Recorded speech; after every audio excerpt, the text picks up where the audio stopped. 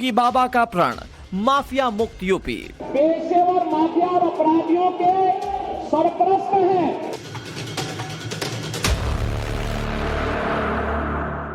तो विरोधियों को याद आया माफिया का धर्म। बल्कि जुल्म है और खास तौर से मुसलमानों के साथ ये जुल्म किया जा रहा है।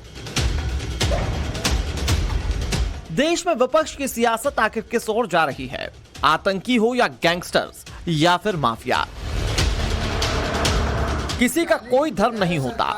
लेकिन समाजवादी पार्टी के सांसद शफीकुर रहमान बर्ग को 24 फरवरी को प्रयागराज में हुए उमेश पाल हत्याकांड के आरोपियों के खिलाफ एक्शन में धर्म दिखाई दे रहा है। हत्याकांड के आरोपियों के खिलाफ पुलिस का एनकाउंटर हुआ, घरों पर बुलडोजर चलना शुरू हुआ, तो ऐसे नेताओं का दर्द सामने आ गया जो कभी इन माफिया के सरगना को अपने साथ लोकसभा और विधानसभा तक ले गए थे, लेकिन आज कानून और संविधान की दुहाई दे रहे हैं। इन्होंने एक जुमला कहा था कि मैं मिटा दूंगा उनको, तो मिटाने की बजाय सरकार का निजाम ठीक कीजिए। कानून मौजूद है हिंदुस्तान के अंदर, तो कानून के हिसाब से काम क्यों नहीं हो रहा? डेमोक्रेसी है। बुलडोजर से क्या मतलब है? क्या बुलडोजर से सारी दुनिया को मिटा दोगे तुम? है अबे एक दिन तुम भी अगर इस ओहदे पर न रहे तो तुम भी उसी सब में आ जाओगे। सही कह रहे हैं जनाब बर्ग। इस देश में लोकतंत्र है, कानून है और संविधान है, लेकिन क्या उमेश पाल हत्याकांड के दौरान जिन आरोपियों ने बेरहमी से हत्या की, सरेआम फायरिंग की और बम फेंके, 2 गनर राघवेंद्र सिंह और संदीप निषाद को गोली मारी, उन्हें उस समय देश का कानून और संविधान याद नहीं आया था?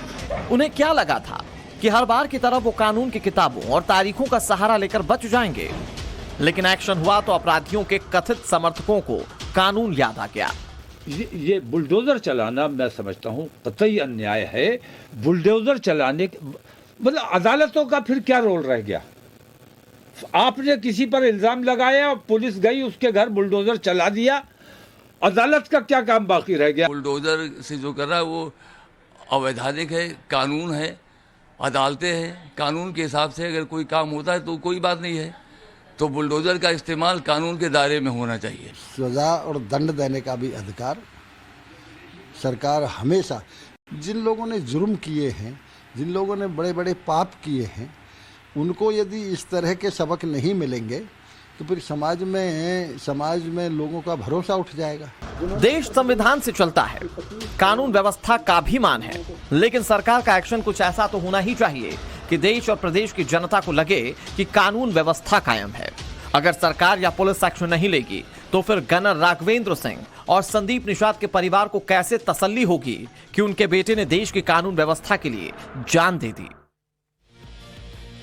तो योगी राज में अपराधियों पर बुलडोजर कार्रवाई हो रही है, तो अपराधियों के संरक्षक या फिर कहा जाए कि उनसे वफा रखने वाले लोग अब तड़प रहे हैं, बिलबिला रहे हैं।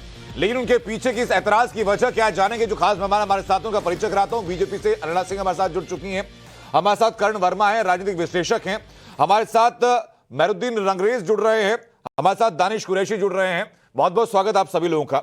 सबसे पहले दानिश कुरैशी, मैं जानना चाहूंगा आपसे कि बुलडोजर एक्शन से भाई ये बौखलाहट क्यों है? जो अपराधी हैं, जो मर्डर में शामिल हैं, उनके ऊपर एक्शन क्यों ना हो?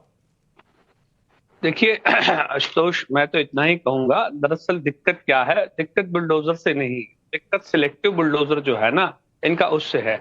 अभी 3 दिन पहले इतवार के रोज जौनपुर के अंदर में एक पत्रकार, आपकी बिरादरी के एक व्यक्ति की हत्या हो गई, जिसमें वहां के डिस्ट्रिक्ट प्रमुख जो हैं भाजपा के, उनके भाई का नाम आया है। बताइए कब पहुंचेगा उनके घर बुलडोजर? पूछ लीजिएगा भाजपा के प्रवक्ता से, नहीं पहुंचेगा वहां बुलडोजर। तो दिक्कत क्या है कि मतलब जो जहां बुलडोजर ना पहुंचे, मैं कहता हूं कि आप कागजात लेकर सीधा अदालत पहुंचे, सरकार से सवाल कीजिए। सुनिए, अरे सुन लीजिए, सवाल क्या है कि अब गुड क्राइम और बैड क्राइम की व्याख्या में जो उत्तर प्रदेश पहुंचता जा रहा है कि अगर आपने सत्ता शासित वर्ग के साथ में रहकर जुर्म किया है तो आप पे कुछ नहीं होना है, ना एफआईआर होनी है, ना अरेस्ट होना है, कुछ नहीं होना है। देख लीजिए हरियाणा में क्या चल रहा है, अभी तक आज 15 दिन हो गए, नासिर जुनैद में कुछ नहीं हुआ।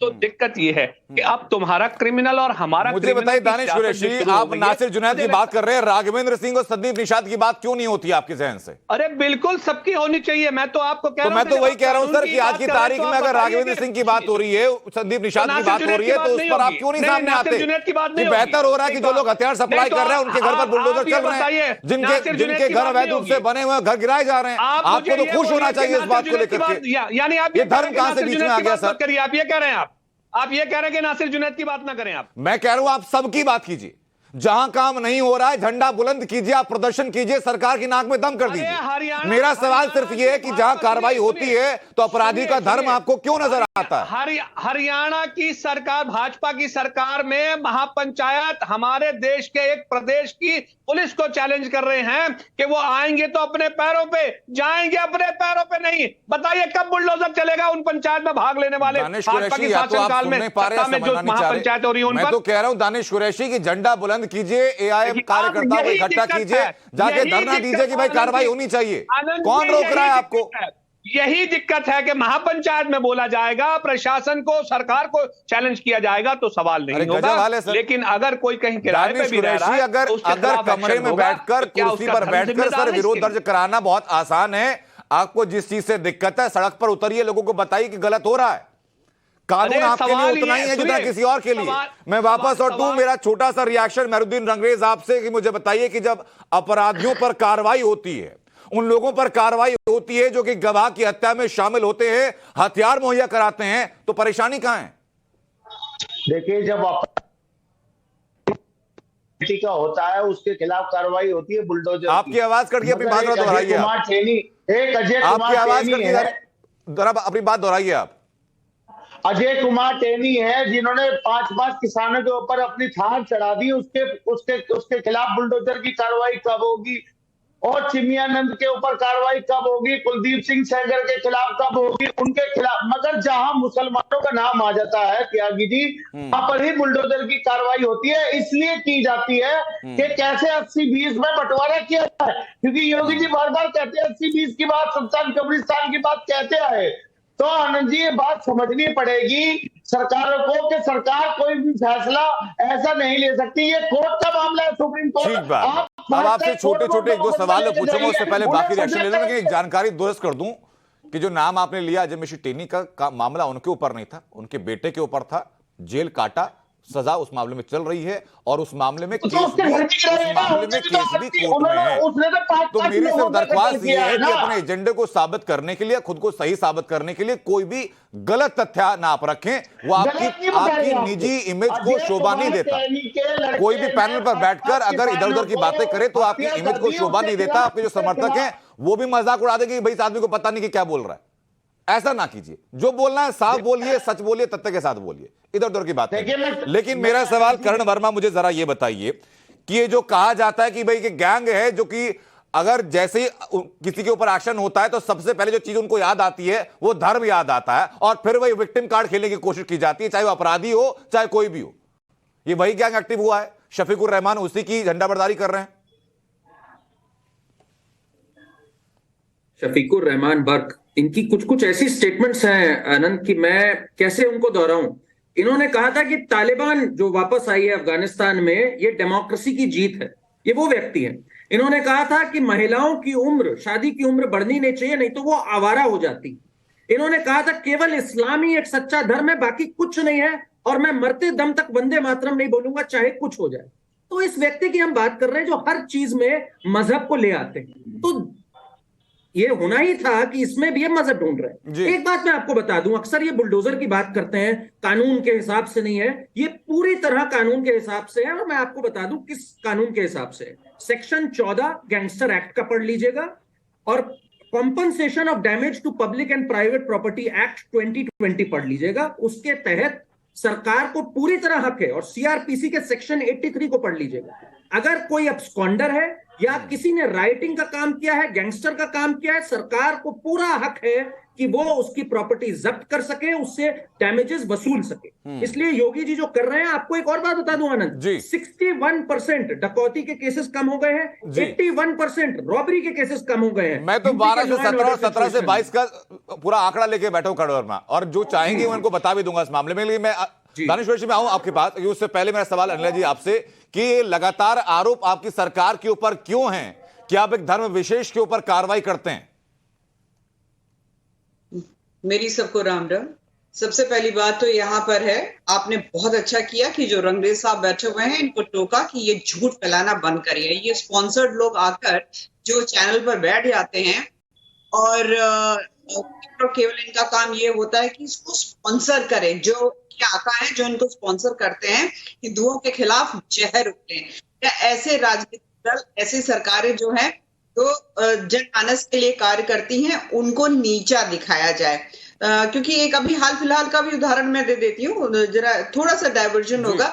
अभी राजस्थान में क्या परंपरा नहीं चली है, मुसलमान ही हिंदू बनकर मुसलमानों पर अटैक कर रहे हैं, ये दिखाने के लिए वहां की कांग्रेस की सरकार ये दिखाने का प्रयास कर रही है, देखो मुसलमानों के ऊपर कितनी जाति हो रही है, मुसलमान ही मुसलमानों के ऊपर अटैक कर रहे हैं हिंदू बनकर, और ये करवा रही है कांग्रेस। ये ऐसी ताकतें हैं जो रंगरेज साहब जैसे लोगों को यहाँ पर बैठा देती है स्पॉन्सर करके, और वो झूठ फैलाते हैं। ले नहीं पाऊंगा, वापस उत्तर प्रदेश पे आऊंगा वही सवाल लेकर के। एक सेकंड मेहरुद्दीन रंगरेज, जरा मैं अपने सवाल का जवाब ले लूं। अपना सवाल आप लीजिएगा। हमारे साथ आशीष जी भी जुड़ चुके हैं समाजवादी पार्टी से, सवाल उनसे भी रहेगा। आशीष जी बहुत स्वागत है आपका, मैं आऊंगा आपके पास। सर अनिला जी, जी अनिला जी अपनी बात आप पूरी कीजिए। स्पॉन्सर्ड एजेंट को जरा चुप करा दीजिए, स्पॉन्सर्ड एजेंट को चुप करा दीजिए। ठीक है, ऐसा है मेहरुद्दीन रंगरेज, ये मेरी सर इस चर्चा का एक नियम होता है कि एक दूसरे के बीच में नहीं बोलेंगे। कोई भी भवन अगर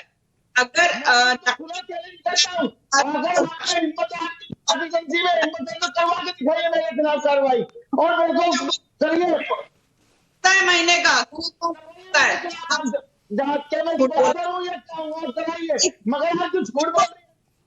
वकालत करनी है तो ऐसा नहीं कि 8 साल 2017 ज्यादा मुसलमान जेलों पार्टी के नेता है जिन्होंने जिसके ऊपर शादी पड़ गई पार्टी। अब जैसे लोग जी एक सेकंड अनिला जी और कौम के लिए कुछ काम करिए। अनिला जी और मेहरुद्दीन रंगरेज, आप दोनों की आवाज़ साफ नहीं पहुंच पा रही। मैं कनेक्शन ठीक करवाता हूं, उससे पहले मैं चलूंगा इसी बीच आशीष चतुर्वेदी के पास। आशीष जी बताइए कि अपराधियों पर अगर आज की तारीख में कार्रवाई होती है तो फिर समाजवादी पार्टी को ऐतराज क्यों है? आपको तो खुश होना चाहिए कि भाई आज की सरकार ऐसी है जो लगातार अपराधियों को या तो जेल के अंदर डाल रही है, या जो ऐसी जरूरत करते हैं अपराध करने की उनको नेस्तनाबूद कर रही है। देखिए, समाजवादी पार्टी को अपराधियों के खिलाफ कोई भी कार्रवाई हो उस पर कोई आपत्ति नहीं है। जो सिलेक्टिव कार्रवाई होती है, हमारा जिसे हम कहेंगे कि जिसपे हम लोगों को ऐतराज होता है या हम चाहते हैं कि सब पे कार्रवाई हो। जब हम अपराधी कहें तो केवल चुनिंदा नाम ही अपराधी नहीं है। यदि अगर आज भारतीय जनता पार्टी के नैरेटिव को समझा जाए तो उत्तर प्रदेश के अंदर शायद अतीक अहमद, मुख्तार अंसारी और इसके अलावा तो कोई और अपराधी है ही नहीं। माफिया जिसे हम कहते हैं नहीं सर, विकास दुबे था एनकाउंटर हुआ, अमर दुबे था एनकाउंटर हुआ, श्याम सिंह था एनकाउंटर हुआ, पुष्पेंद्र यादव था एनकाउंटर हुआ, सुनील सिंह डकैत था एनकाउंटर हुआ। ऐसा नहीं है कि और अपराधी नहीं थे, खत्म हुए। अभी आपने कुछ नाम बताया, मैं आपको कुछ नाम बता देता हूं। धनंजय सिंह, ब्रिजभूषण शरण सिंह, बिल्कुल, ब्रजेश सिंह, हाँ जी, चुलबुल सिंह, ठीक है। तो ये ऐसे नाम हैं जो भारतीय जनता पार्टी से कहीं ना कहीं नामों के बारे में आप सीधा बीजेपी प्रवक्ता अनिला सिंह जी से जवाब लीजिए। हमारा यही कहना था कि अपराधियों के खिलाफ बिल्कुल निश्चित रूप से कार्रवाई होनी चाहिए। जो भी अपराधी हो उसके खिलाफ जरूर कार्रवाई हो, लेकिन सिलेक्टिव कार्रवाई ना हो। अगर आप देखिए, मैंने जो नामों का जिक्र किया कि धनंजय सिंह, बादशाह सिंह, सोनू सिंह, मोनू सिंह, ब्रजेश सिंह, इन लोगों के ऊपर जब से सरकार बनी है 2017 से लेके आज 2023, मतलब दूसरी सरकार भी आ चुकी है जी, लेकिन इन लोगों के ऊपर कोई कार्रवाई नहीं देखी गई। ये सब आज भी घूम रहे हैं इनके पास। जी, आप इस सवाल का जवाब आप दीजिए। दूसरी दफा, पहली दफा मेहरुद्दीन रंगरेज की तरफ से और अब आशीष की तरफ से सीधा कहा गया कि भाई सेलेक्टिव अप्रोच है सरकार की अपराधियों पर कार्रवाई करने में। देखिए, एक चीज तो साफ हो गया आनंद जी कि चाहे वो रंगरेज जी हो चाहे वो समाजवादी पार्टी के प्रवक्ता आशीष जी हों, दोनों की भाषा एक जैसी है। बिल्कुल एक, ठीक है ना। तो यहाँ पर ये अपराधी, आतंकवादी, दंगाई, सबने ये धर्म ढूंढ, इनको ये समझ में नहीं आता है कि जो अपराधी होता है वो अपराधी होता है। अंग्रेज साहब भी उसका उत्तर देते हैं, या मुसलमानों की राजनीति जो करना चाहते हैं, प्रयास कर रहे हैं, जिसमें कि अब वो विफल हो रहे हैं, वो भी मुझे ये उत्तर दे दें। अगर हम आजादी के बाद से अब तक का आंकड़े उठा लें, किसी राज्य का भी उठा लीजिए, सबसे ज्यादा कन्विक्ट जो हैं केवल मुस्लिम कम्युनिटी से क्यों आ रहे हैं? ये लोग जो बहुत ज्यादा राजनीति करते हैं, बहुत बड़े एडवोकेट बने यहाँ पर बैठे रहते हैं, क्या किया आप लोगों ने अपनी कौम के लिए? ऐसा क्यों हो रहा है? कुछ बदलाव लेकर आए कि क्यों नहीं लेकर आए? 15% की आबादी पूरे भारतवर्ष में मुसलमानों की है, उससे कहीं ज्यादा जो है वो उसका परसेंटेज निकालेंगे तो आपको जेलों में मिलेंगे। किया तो किया क्या? दूसरी बात यहाँ पर मैं कहना चाहती हूँ, चाहे कोई भी व्यक्ति कुछ भी हो, अगर अथॉरिटी से जो नक्शा पास करवाना है नहीं करवाया है, या नक्शा जो पास कराया है उसके अकॉर्डिंगली बिल्डिंग नहीं बनाई है, तो ये राइट होता है उस अथॉरिटी को, वो नोटिस देंगे। नोटिस के बावजूद भी अगर आप जवाब नहीं देंगे, फिर नोटिस देंगे, फिर आप जवाब नहीं देंगे तो बिल्कुल ध्वस्त कर सकते हैं। सेक्शन 27 अर्बन डेवलपमेंट एक्ट का भी देख लें। मैं आपकी बात आऊं उससे पहले दानिश जवाब दीजिए ना, प्रवचन थोड़ी हो। अरे ये बताइए, ये सारे फिलहाल आज जिस डिबेट को लेकर मैं आया हूं, मैं उसी पर केंद्रित रहूंगा। सर, आपका सवाल था, मैंने सीधा जवाब लिया ईमानदारी के साथ में। अब मेहरुद्दीन नकवी, मुझे बताइए जरा कि आप कह रहे हैं कि धर्म विशेष के लोगों के ऊपर कार्रवाई की जा रही है। अरे आनंद जी, जवाब पूरा करने दीजिए। सत्ताधारी सरकार बीजेपी की, और बीजेपी को रिप्रेजेंट कर रही हूँ। ये सबके सब जो स्पॉन्सर्ड एजेंट बैठे हुए इन्हीं से बुलवाएंगे क्या? I will ask you in English also. I think you are not able to understand Hindi. I will ask you in English to tell me what action has your government taken against Dhananjay Singh, Vijay Singh, Badshah Singh, Sonu Singh, Monu Singh. ये लोग cricket खेल रहे हैं। मैं उत्तर दे देती हूँ और इनको बता सकती हूँ कि मैं हिंदी अंग्रेजी को छोड़कर भी कई भाषाओं की जानकारी रखती हूँ। सीधा जवाब दीजिएगा। आशीष जी, हिंदी भाषी हम लोग हैं, हिंदी सबको समझ में आती है। ठीक, आपने जो 5 नाम दिए, अब मैं 5 नामों के ऊपर जी जवाब दे दीजिए। अब जी आनंद जी, कई भाषाओं की जानकारी रखती हूँ मैं, परंतु मैं इनको इतना बता सकती हूँ कि कोई भी, चाहे धनंजय सिंह का ये नाम ले रहे हैं, इन्हीं के समय पे हो सकता है उनके ऊपर मुकदमे रचे हो, बीएसपी के समय हो सकता है मुकदमे रचे हो, या जब भी उनके ऊपर मुकदमे रचे हो, ये पांचों के पांचों व्यक्ति जिनके ऊपर इन्होंने अभी भी नामजद किया है, अरे जाके कोर्ट से पूछिए ना, कोर्ट से पूछिए, सजा वहीं से मिलनी है ना। अगर कोई ऐसी बिल्डिंग बनाई हुई है जो कि नक्शे के अकॉर्डिंगली नहीं है, तो आप बता दीजिए, मेरे पास भी एक्शन हो जाएगा। मैं सीधा इस्तेमाल करूंगा। और एक सेकंड, अनिला जी, आशीष जी, आप दोनों के पास में लौट रहा हूँ सर। अनिला जी, आशीष जी, आप दोनों के पास में लौट रहा हूँ। मेहरुद्दीन नकवी, मुझे बताइए कि जो 2 गनर उमेश पाल के साथ मारे गए थे इस हमले में, उनके नाम क्या थे? वो दोनों हमारे हिंदू भाई थे, वो दोनों मारे गए। क्या नाम थे सर? खंडन करते हैं, मगर मेहरुद्दीन अंग्रेज उन दोनों के नाम क्या थे? ना गैर कानूनी। मेहरुद्दीन अंग्रेज उन दोनों के नाम क्या थे? मेरे को नाम तो नहीं पता उनके नाम क्या थे, मगर हमारे हिंदू भाई थे। अतीक अहमद के जिन सहयोगी के ऊपर कार्रवाई हो रही है, उनके नाम क्या थे? मेरे को उनका भी नाम नहीं पता, मेरे उनके नाम से क्या लेना। मगर मैं जिसे बात कर लेना, ना आपको गनर का नाम पता, ना आपको जिन अपराधियों के ऊपर उनका नाम पता, और झंडा बरदारी करने आगे आपके धर्म विशेष के खिलाफ कार्रवाई हो रही है, बिल्कुल बिना पढ़े लिखे। अरे आप बताइए ना। अरे मुझे बताइए सर, ईमानदारी से, एक सेकंड, इंसानियत के पैमाने पर जरा अपने गिरबान के अंदर झांकी मेहरुद्दीन अंग्रेज, और एक सवाल का मुझे जवाब दीजिए कि राघवेंद्र सिंह, संदीप निषाद, वो दोनों गनर है जिनकी मौत हुई इस हमले में। अब मुझे जवाब दीजिएगा, इनके परिवार को इंसाफ का हक नहीं है क्या? जिन लोगों ने इनकी मौत के लिए जो हमला किया गया, उनके लिए हथियार मुहैया कराए गए। मेहरुद्दीन अंग्रेज, पहले सवाल सुनिए। जिन लोगों ने हथियार मुहैया कराए, वो लोग अवैध जमीन पर कब्जा करके अवैध मकान बनाकर बैठे, वो टूटना चाहिए कि नहीं टूटना चाहिए? मेहरुद्दीन अंग्रेज, मुझे इस बात का साफ जवाब दीजिए कि जो लोग हथियार मुहैया कराते हैं ऐसे हमलों के लिए, वो अवैध जमीन पर अवैध कोठी बना करके बैठे हैं, वो कोठी टूटनी चाहिए थी कि नहीं टूटनी चाहिए थी? वो एक पत्रकार हाँ या की ना मुझे तस्वीर है, बताइए आप। जो तोड़ी गई है। हाँ या ना वो मेहरुद्दीन पत्रकार अंग्रेज? वो पत्रकार मेहरुद्दीन अंग्रेज, हाँ या ना मुझे उनका बताइए आप। आजाद तोड़ा गया। मेहरुद्दीन अंग्रेज, हाँ या ना मुझे बताइए आप।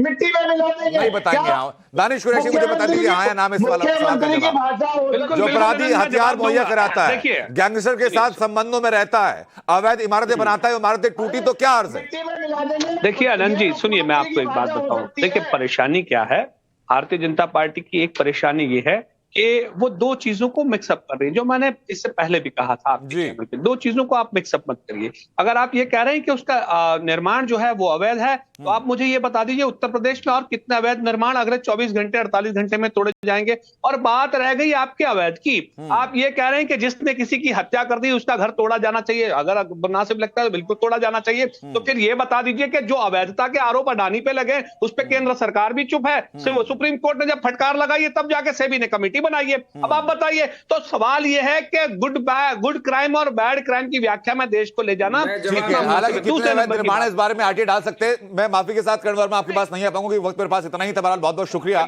आप सभी लोग का चर्चा का हिस्सा बनने के लिए।